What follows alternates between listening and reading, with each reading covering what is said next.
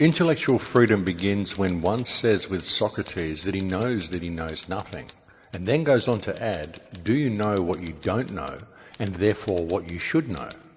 If your answer is affirmative and humble, then you are your own teacher. You are making your own assignment, and you will be your own best critic. You will not need externally imposed courses, nor marks, nor diplomas, nor a nod from your boss in business or in politics. Scott Buchanan. One of the things that I've found throughout this life is that the more I know, the more I realise how little I actually know. Have you ever asked yourself what you truly know to be true about anything?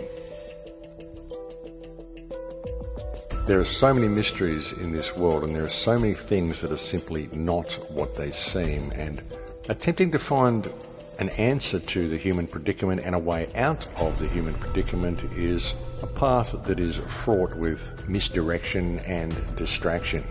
If you have one of these or something like it, take it out and hold it up. I'm predicting pretty close to 100% saturation. Look at that. I'm right. Probably 90% by now. It's the first thing you do in the morning. When you hold up and you wake up, you check your little robot. It's on your body for almost the entire day. And the question is, are things unfolding the way they should as a natural result of human intellectual evolution or human spiritual evolution? Or is humanity simply being led into a certain direction whereby they think they are becoming freer, but really what is happening is they're becoming more controlled? Right now the system is attempting to evolve humanity through technology, so we can live in the Orwellian brave new smart grid that's being built all around us. This means people who are already asleep in a society largely run on falsity and deceptions, illusions, will be taken a step further away from themselves and reality. A lot of this stuff that we're seeing is basically removing human decision making from certain equations. It's putting it all under the control of AI. And this is the case even with the blockchain, because the blockchain is basically its own thing and it runs its transactions and its ledgers in its own way. It removes human decision making from the chain. And this is a good thing in many ways as it decentralizes control of currency, but it also removes decision making from the minds of the average man on the street.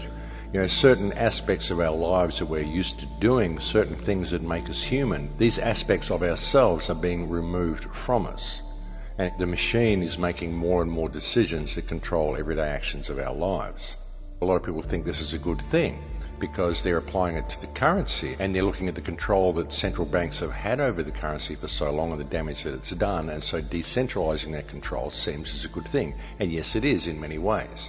But if that decentralization removes decision making from the minds of the people, from the hands of mankind in general, then it could lead to a place that is not exactly where we wanted it to go. That's the thing.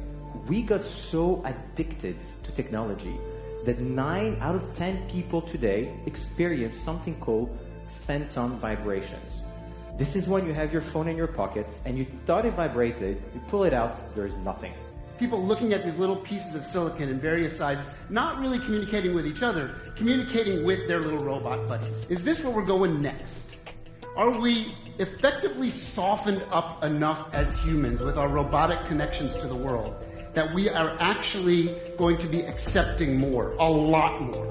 And when you learn about what this is called virtual reality, you will be amazed at what it can do. You imagine the control that comes over people's minds with that. And we've seen this as well with the introduction of so many new disabilities. You know, ADD, ADHD, you know, anything that isn't normal, anything that isn't perfectly mainstream, a child walking between the lines completely, any type of free thinking is being classed as a disability. Any type of stress is being classed as a disability. So we're creating a culture whereby more and more people are becoming more and more stressed, and so more and more people are becoming disabled, in inverted commas, in the eyes of the legal and economic system. And you think about it, even the World Health Organization has said that they're expecting stress to be the main cause of disabilities in the future. And in the future, what they're talking about is 2020. And a lot of this comes from the digital world as well. You get into this world where it's all automated, there's no human in there making decisions for you, and you encounter a problem and you try to get this problem rectified. You go online to try to do it, and you're given a bot which gives you multiple choice answers. But what if one of those choices isn't the choice that suits you? What if you need to speak to someone and that option simply isn't there? You end up stressed. You end up not in a situation where you get what you want. You can never really get the problem rectified the way you would like it to be rectified. You always have to settle for some sort of compromise or some decision that is made by the machine. And this results in stress.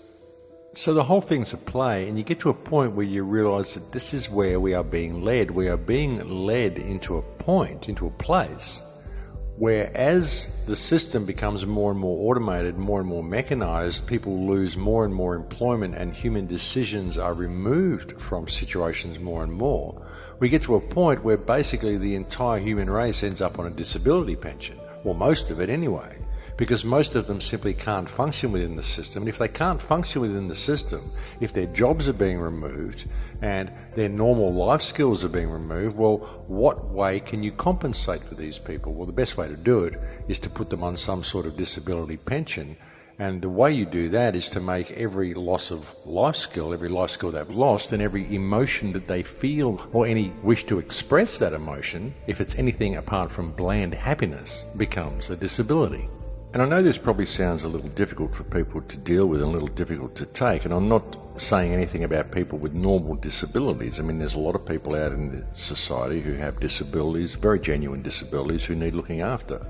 What I'm saying, though, is that in this politically correct environment and in the type of world where any type of thinking outside the box is being classed as a disability. I mean, we've even heard anti-authoritarian syndrome. Someone who doesn't respect authority, doesn't want to do what they're told all the time. This is actually being seen as a disability. People who won't think inside the box, people who question their government. This is being classed as a mental problem, folks, a mental disorder. So it's very easy to categorize anybody who doesn't think the way you want them to think as being disabled, and that's what is happening.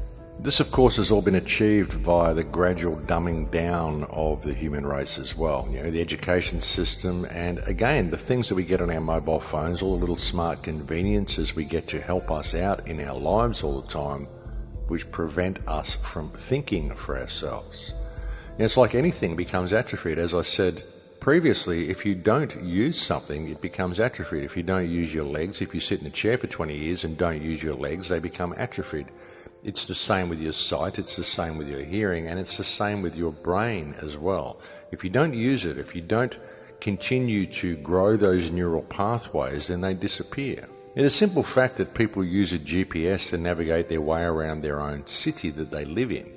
So they don't have to think about where they're traveling. They don't have to think about whether they need to turn left or turn right, or they don't have to think about where they're going. They don't have to learn their way anywhere, because the machine will take care of it all for them. The machine will think for them, turn right here, turn left there, roundabout coming, merge with the traffic here. The GPS will even tell you that you need to merge with the traffic on the highway. When you're entering the on-ramp on a highway, it will tell you in 400 meters you need to merge with the traffic. Well, of course you do. You're entering a highway. You know you need to merge with the traffic. You don't need to have a machine to tell you. But what this does is it prevents people from thinking about anything. It turns people into these little automatons, these little drones that just do what they're told. Turn left here, turn right there, lift the right leg, lift the left leg. Soon you'll have little implants telling you have an itchy thigh, you need to scratch it, and it'll tell you how to scratch it. It's getting that bad, ladies and gentlemen. But what this all does is it gradually removes people of their neurological powers. It removes people of their cognitive function. It prevents people from being able to think clearly about anything. It just shuts their brains down. And that is what all of this stuff is doing. That's what all these conveniences are doing. They're removing you of your life skills. Most people don't know how to do any of the most simplest tasks in life anymore, because they need to be told how to do it. They need to read instructions on how to do it. They need to have a manual. They need to have something which tells them what to do. We live in a world now where humans are not learning to love. They're not learning empathy, but they're becoming more apathetic and more disconnected. Inequality hasn't been solved in hundreds of years, and now it's at overwhelming levels, and still we parade forward, always forward, with the full knowledge that not everyone is going to have access to the best technology upgrades either, because it's going to be a big club, and the majority of us are not going to be in it, as George Carlin say. The only tyrant I will accept in this world is the still small voice within me.